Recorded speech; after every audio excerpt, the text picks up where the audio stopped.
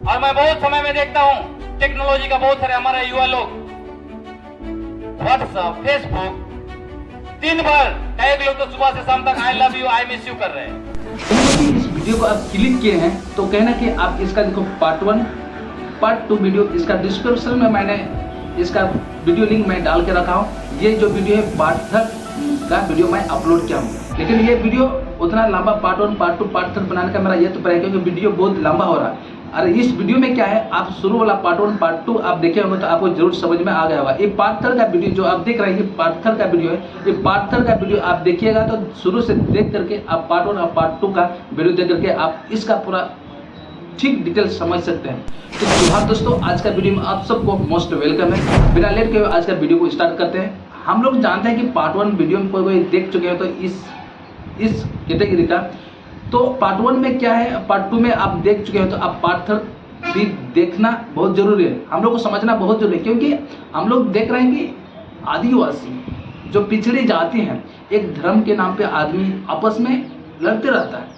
मैंने उसको अपना हक क्या, अपना हम लोग को हक के बारे में पता रहता है, लेकिन कोई नेता आता है, अनेक प्रकार का नेता आता है, हम लोग के बारे में अलग अलग बात विचार रख करके हम लोग को कंफ्यूज में रख देता है। तो आज का वीडियो हम लोग मैंने कहा हम लोग के बीच में मैं एक वीडियो टॉपिक लाया हूं जो कि वो क्या भाषण दे रहे हैं, हम लोग समाज के लिए क्या कर रहे हैं, हम लोग गौर से इस वीडियो को जरूर सुनिएगा। मैं उस वीडियो को प्ले करते हैं और हम लोग नेक्स्ट आगे बात करते हैं। तो बिना लेट के वीडियो को कंटिन्यू करते हैं। आज जो मूल रूप से मैं आपसे बात करना चाहता हूं वो है हमारा समाज, आदिवासी समाज जो है जिसकी जो दुर्गति हो रही है। हालांकि मुझे थोड़ा बहुत अपना व्यक्तिगत चीजों पर भी बोलने के लिए फादर ने आग्रह किया था जिससे कुछ लोगों को इंस्पिरेशन मिल सकता है, लेकिन उसको मैं चाहूंगा कि लास्ट में बात करूं। जिस चीज पर मैं आपसे बात करना चाहता हूं उस पर पहले बात कर लेता हूं। सबसे बड़ी बात है कि जो आदिवासी समुदाय जो आज भी दुनिया में अपनी सामुदायिकता के लिए जाना जाता है, जो समुदाय भारत देश में जब अंग्रेज आए उन्होंने मुगल साम्राज्य को हराकर जब इस देश में हुकूमत हासिल किया और जब हुकूमत हासिल करने के बाद आदिवासी इलाके में गए, तब आदिवासी ही इस देश में वो लोग हैं जिन्होंने अंग्रेजों का रास्ता रोका। इस देश में जो लोग बोलते हैं आज के समय में हम जो है देश का सबसे बड़ा देशभक्त हैं, हम असली देशभक्त हैं, उन लोग उन दिनों में चूहों की तरह अपने बिल में घुसे हुए थे। देश में एक भी उदाहरण नहीं है जब उन लोगों ने अंग्रेजों को रोका होगा। तो आप समझ लीजिए कि ऐसा समुदाय, ऐसा समाज जो अंग्रेजों का रास्ता रोक दिया, आज क्या हुआ उस समुदाय को जो तितर बितर हो गया है। आज हम हर जगह जाते हैं तो आदिवासी एकता की बात करते हैं। अभी हम लोग डाइनिंग में बैठे थे, वहां भी आदिवासी एकता की बात कर रहे थे। क्यों ऐसा हुआ, क्या हुआ हमारे समाज में, हमें सोचने का जरूरत है साथियों। आप में से बहुत लोगों को मैं समझ जानता हूं, बहुत लोग ऐसे हमारे बीच युवा हैं जो इन सब चीजों में अपना दिमाग नहीं लगाना चाहते हैं। लेकिन मैं बार बार कहता हूं, आपको अपनी पढ़ाई के साथ साथ समाज के लिए पढ़ना पड़ेगा साथियों। यदि आप समाज के लिए नहीं पढ़ेंगे, सिर्फ नौकरी हासिल करने के लिए पढ़ेंगे तो बातें नहीं बनेगी। समाज के लिए सोचना, चिंतन करना, मनन करना, पढ़ना, आदिवासी समाज का भविष्य आप पर टिका हुआ है। अगर आप नहीं सोचेंगे तो फिर आदिवासी समाज बिखर जाएगा। आदिवासी समाज आज इसलिए इस तरह से टूट गया है क्योंकि हम आदिवासी लोग मूलतः देखेंगे तो 3 तरह से बिखरे हुए हैं। भारी टूट हमारे बीच 3 तरह से है। वो कौन कौन सा है? एक धर्म के नाम से है सबसे ज्यादा टूट। जो इलाके में, जैसे गुमला इलाका चले जाइए, लोहरदगा इलाका चले जाइए, इन सारे इलाकों में आप चले जाएंगे जहां पे हम हैं, यहां पे लोग दिन रात सरना ईसाई का लड़ाई लड़ रहे हैं। फेसबुक और व्हाट्सएप में चले जाइए, युवा लोग आपस में सरना ईसाई करते ही उनका दिन बीत जाता है। जब ईसाइयों के बीच में आप चले जाएंगे तो वहां पे जो है कि कैथलिक, जीएल, एसपीजी क्या क्या करते करते दिन बीत जाता है। कभी कभी मेरे मन में आता है, हम सारे हमारे धर्मगुरु लोग हमें बताते हैं कि आप कोई भी चर्च में हैं, लेकिन हम सारे लोग स्वर्ग जाने वाले हैं। मैं सोचता हूं मृत्यु के बाद जब हम लोग स्वर्ग जाएंगे वहां भी सर लड़ेंगे। जीसस को कहेंगे इधर कैथलिक लोग को दे दीजिए, उधर एसपीजी को, इधर जीएल को, इधर सीएनआई को। क्या कर रहे हैं हम? धरती पे जी नहीं पा रहे हैं। तो कहने का मतलब है पहला लड़ाई हमारा, पहला जो हमारा बंटवारा है सबसे ज्यादा वो धर्म के नाम पर है, उसको ठीक करना पड़ेगा। दूसरा जो है, हम जो है पार्टियों के नाम पे भी लड़ते हैं। हमारा कमिटमेंट पार्टियों के लिए है। बड़े बड़े जगह पे मैं सम्मेलन में जाता हूं, लोगों को बोलता हूं समाज बचाने के लिए खड़ा होइए। लोग बोलता है तो मैं तो फलाना पार्टी से हूं, मैं तो फलाना पार्टी से हूं। अगर कोई सरकार हमारा जमीन को खत्म करने वाला कानून लाता है, जमीन लूटने वाला कानून लाता है, तो उस पार्टी से जो सरोकार करते हैं आदिवासी लोग, वो कहते हैं हमारी सरकार ने ये कानून लाया है, हम इसका विरोध नहीं करेंगे। भले हम डूब मर जाएंगे, भले हमारा सारा जमीन चला जाएगा, हम लूट लिए जाएंगे, लेकिन हम सरकार का विरोध नहीं करेंगे। कैसे बचेंगे आप? पार्टी कभी माटी नहीं बचाने आई है, उसके बाद भी हम पार्टी पार्टी पार्टी पार्टी कर रहे हैं। तो दूसरा जो है कि सबसे बड़ा बिखराव हमारे बीच पार्टी के नाम से है। तीसरा बिखराव हमारे पास समुदाय के नाम से है। बहुत सारे लोग इधर जिस तरह से सरनाईसा करते हैं, वहां भी उरांव, खरिया, मुंडा हो, संताली। हमारे माता पिता लोग भी ऐसे ही करते हैं। दामाद अगर मान लीजिए उरांव लड़की को मुंडा लड़का पसंद आ गया, बोलेंगे मुंडा है, हम बेटी नहीं देंगे, लेकिन हम सिखों को दे देंगे, मुसलमान को देंगे, बिहारी को देंगे, बंगाली को देंगे, किसी को भी हम बेटी दे देंगे, दामाद बना देंगे, लेकिन जो है कि मुंडा को हम बेटी नहीं देंगे। अब कैसे बचेंगे? सोचना पड़ेगा आपको साथ। इसलिए मैं कह रहा हूं, इतना ज्यादा बिखराव हमारे बीच है, हम अपने दुश्मन को नहीं समझ पाते हैं।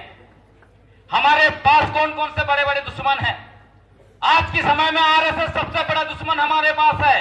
हम खुल कर बोल सकते हैं, इसमें मुझे किसी बात का कोई डर नहीं है। आज पूरे देश में, न सिर्फ आज, विगत कई वर्षों से आदिवासी अस्मिता को खत्म कर देना चाहते हैं। वो बार बार डंके के चोट में कहते हैं कि आदिवासी हिंदू हैं, आदिवासी वनवासी हैं। आज वो कह रहे हैं कि भारत हिंदुओं का देश है। हम डंके के चोट पर हम सारे लोगों को कहना चाहिए भारत आदिवासियों का देश है। 5 जनवरी 2011 को भारत के सुप्रीम कोर्ट ने कहा आदिवासी ही भारत के प्रथम निवासी और मालिक है। जब आदिवासी इस देश के प्रथम निवासी और मालिक है, तो फिर आप कैसे कहेंगे कि भारत हिंदू राष्ट्र है, भारत हिंदुओं का है? भारत आदिवासियों का है, ये हर एक मोहल्ला चौराहा में जाके हमें बताना पड़ेगा। भारत सबसे पहले आदिवासियों का है, उसके बाद ही किसी और का है। भारत हिंदू राष्ट्र नहीं है, हिंदुओं का नहीं है, आदिवासियों का है। तो ये जब हम चिल्ला चिल्ला के नहीं बोलेंगे, तो ये सारे लोग जो है कि हमारे चीजों को लूट लेंगे। ये पहले दुश्मन है। हमारा आदिवासी पहचान खत्म कर देना चाहते हैं। क्यों खत्म करना चाहते हैं? आदिवासी शब्द से उनको डर लगता है। साथियों, इस देश में आर्य लोग बाहर से आए हैं। वो जब आए तो उन्होंने देखा कि ये आदिवासी लोग हैं, उनके साथ लड़ाई हुई, वो लोग पराजित हुए। तब जो है कि हम लोगों को इंसान नहीं माना, हम लोगों को घोषित कर दिया। उनका धर्मपोथी उठा के आप देख लीजिए, सारा जगह लिखा कि ये लोग जो है ये असुर है, ये शैतान है, ये लोग जो है जंगली है, अनपढ़ है, गंवार है, ये सब इन लोग का कहा हुआ है। क्यों ऐसे कहा? हम लोगों को मानसिक रूप से गुलाम बनाने के लिए ऐसा कहा गया। और धीरे धीरे धीरे पिछला हजारों साल से हम लोग मानसिक रूप से गुलाम बन गए, हमारे माता पिता, हमारे पूर्वज लोग। और आज की तारीख में हम क्या करते हैं? उसका रिजल्ट क्या है? हम अपनी भाषा नहीं बोलना चाहते हैं, हम अपने परंपरा में नहीं जीते हैं, हम अपने रीति रिवाज में नहीं रहना चाहते हैं। हम मरवा नहीं खाते, हमको लगता है कि मरवा खाने से हम काले हो जाएंगे। हमें काला चीज नहीं पसंद है, हम अपने रंग रूप से नफरत करते हैं। जब हमारे यहाँ देखिए, आज के समय में लोग कन्या खोजने जाते हैं तो बोलते हैं गोरी लड़की चाहिए। तो मैं कहता हूं जब गोरी लड़की चाहिए तो जितना सावली पैदा किए सबको कब्र में डालो। तो जो समाज जो है कि अपना रंग से नफरत करेगा वो समाज बचेगा?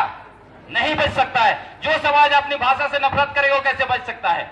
माताओं को मैंने रांची में पूछा, ऐसे हजारों की भीड़ में, कि आप लोग अपनी भाषा जानते हैं? वो कहते हम जानते हैं। आप अपनी भाषा अपने बच्चों को आपने ट्रांसफर किया? बोलते नहीं बताते हैं। क्यों नहीं बताते हैं? वो कहते हैं कि ये तो नीच वालों का भाषा है, पिछड़ों का भाषा है, क्यों हम सिखाएंगे अपने बच्चों को? हम जो है कि अपने अंग्रेजी और हिंदी सिखाएंगे तो लोग आगे बढ़ जाएंगे। बताइए कितनी बड़ी गुलामी। आप जब इस देश के प्रथम निवासियों के संतान है तो आपको किस बात का डर है? आपको अपनी भाषा से क्यों नफरत है? क्या गैर आदिवासी एक टिक्कू ने कहा दिया आपका भाषा खराब है, आपका रंग खराब है, आपका बाल खराब है तो आप सब बदल देंगे? कैसे बचेंगे फिर आप?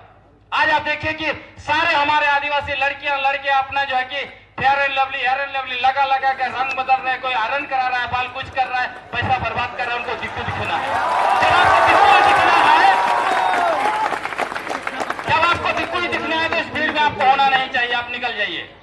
हम देखना नहीं चाहिए। हम लोग जैसे लोगों का बुलाएंगे तो हम बिल्कुल भी दिखना नहीं चाहेंगे, उन लोगों के साथ में बैठना नहीं चाहेंगे जो जिनको आदिवासी होने पर गर्व नहीं है, जो अपना रंग रूप से नफरत करता है, जो अपनी भाषा संस्कृति पहनावा ओढ़ावा सबसे नफरत करता है।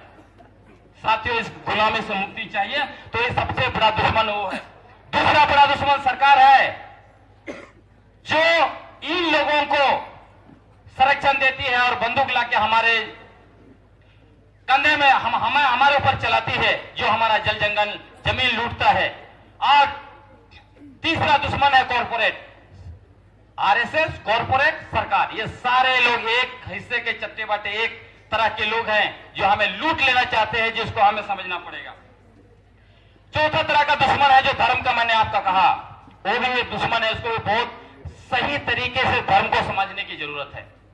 हम लोग आध्यात्मिक तरीके से आगे नहीं बढ़ रहे हैं। हम लोग चर्च जा रहे हैं, आ रहे हैं, उसी तरह सब लोग जा रहे हैं। क्या वो आध्यात्मिकता है? बहुत सारे युवा मुझे बोलते हैं हम तो इसलिए चर्च जाते हैं क्योंकि हमारे माता पिता भेजते हैं। तो आप रूटीन वर्क क्यों कर रहे हैं? आप गिरजा क्यों जा रहे हैं? आप जाइए ना पार्टी में। जब आध्यात्मिकता है नहीं तो वहां पे रूटीन वर्क संडे आया गिरजा जाना, ये आया वो जाना, क्या होगा? उसको मैं ऐसे ही बोलता हूं। देखिए, एक तरफ जो हम लोग जाते हैं लेकिन दूसरी तरफ नफरत देखिए। बगल वाला पड़ोसी ने गाड़ी खरीद लिया, गिरजा आएंगे तो अपने फादर बोलेंगे अपने पड़ोसी से अपने समान प्यार करो। हम लोग बहुत अच्छा। गिरजा से जैसे आएंगे घर, पता चला पड़ोसी ने गाड़ी खरीदा, चर्चा कर रहे हैं इधर नफरत। देखना ना कल परसों तो एक्सीडेंट करेगा। अपने पड़ोसी से अपने समान प्यार करो गिरजा में, और वापस आके पड़ोसी के कैंपस में कूड़ा फेंको। ऐसा नहीं चलेगा। इसलिए मैं बोल रहा हूं कि हमें देखना पड़ेगा। उसको भी धर्म का दुरुपयोग बहुत लोग कर रहा है, उसको हथियार की तरह उपयोग कर रहे हैं हमारे ऊपर। तो ये हमें समझना पड़ेगा। उसी तरह जो है कि हमें निरंतर समझना पड़ेगा कि कौन कौन लोग जो है कि हमारे विरोध में काम कर रहा है। दूसरी बात मैं जो कहना चाहता हूं, दुश्मन के द्वारा हमारे विरुद्ध प्रचारित किया गया नैरेटिव को हम लोग तोड़ नहीं पा रहे हैं। क्या नैरेटिव प्रचार कर रहा है? जिस तरह मैंने आपको कहा हमारे विरुद्ध प्रचार किया गया, ये असभ्य है, जंगली है, अनपढ़ है, गवार है, उस नैरेटिव को हम लोग ढोके घूम रहे हैं। एक नैरेटिव क्या तैयार किया? इस सरना आदिवासियों का बड़े पैमाने पर धर्मांतरण हो रहा है। पिछला 20 साल का इतिहास देख लीजिए झारखंड का, जब से झारखंड बना है। हर जगह यही कहा गया कि सरना आदिवासियों का बड़े पैमाने पर धर्मांतरण किया गया। यह नैरेटिव पूरा किया गया। सच्चाई क्या है? 2001 का जनसंख्या बताता है, जनगणना रिपोर्ट बताता है कि ईसाई धर्म मानने वाले आदिवासियों की जनसंख्या 15% थी।